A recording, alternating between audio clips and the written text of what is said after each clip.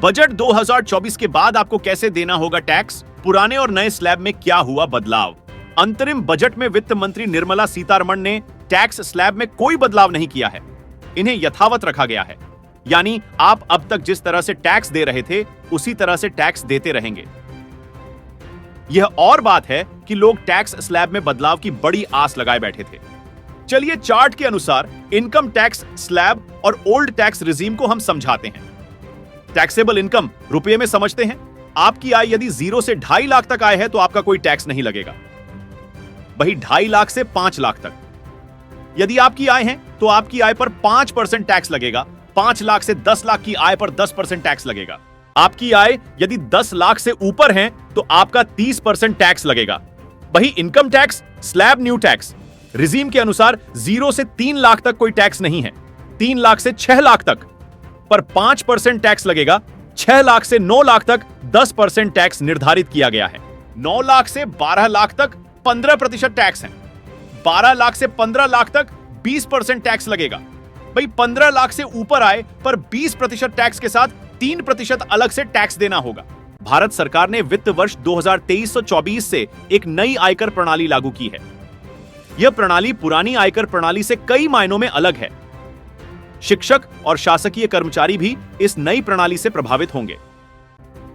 इस लेख में हम शिक्षकों और शासकीय कर्मचारियों के लिए नवीन आयकर प्रणाली की मुख्य विशेषताओं और पुरानी आयकर प्रणाली से बेहतरियों पर चर्चा करेंगे। नई बनाम पुरानी कैरिज प्रणाली 2024।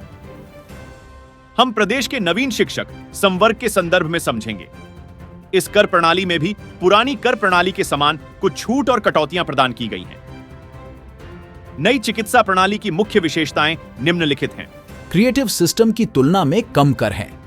उदाहरण के लिए 7 लाख रुपए तक की आय पर कोई कर नहीं लगता था, जबकि पुरानी प्रणाली में 2.5 लाख रुपए तक की आय पर कोई कर नहीं लगता था।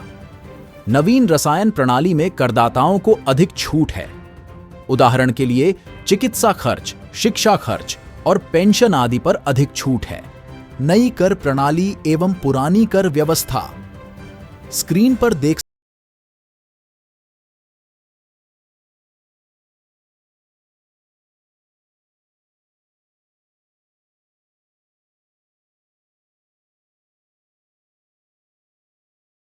उदाहरणार्थ के लिए एक शिक्षक की आय 5 लाख रुपए है। पुराने क्रिटिकल सिस्टम के तहत उसे 2.5 लाख रुपए तक की आय पर कोई कर नहीं देना होगा और शेष 2.5 लाख रुपए पर 20% कर देना होगा। इसका मतलब है कि उसे कुल 50,000 रुपए का कर देना होगा। नवीन क्राइसिस प्रणाली के तहत उसे प्रति वर्ष 3.5 लाख रुपए प्रति वर्ष कोई कर नहीं देना होगा और शेष 1.5 लाख रुपए पर 15% कर देना होगा। इसका मतलब है कि उसे कुल 22,500 रुपए का कर देना होगा। इस उदाहरण से स्पष्ट है कि पुराने क्राइसिस सिस्टम के तहत शिक्षक को पुराने क्राइसिस सिस्टम की तुलना में कम कर देना होगा। यह कमी शिक्षक की आर्थिक स्थिति में सुधार करने में सरकारी और सरकारी कर्मचारियों के लिए तुलना करेगी। यदि आप पुराने टैक्स रिजीम में टैक्स रिटर्न फाइल कर रहे हैं तो आपको इस बार अपना टैक्स रिजीम खुद से वापस लेना होगा, क्योंकि इस बार नया टैक्स रिजीम ही डिफॉल्ट रिजीम है। ITR फाइलिंग पोर्टल पर आपको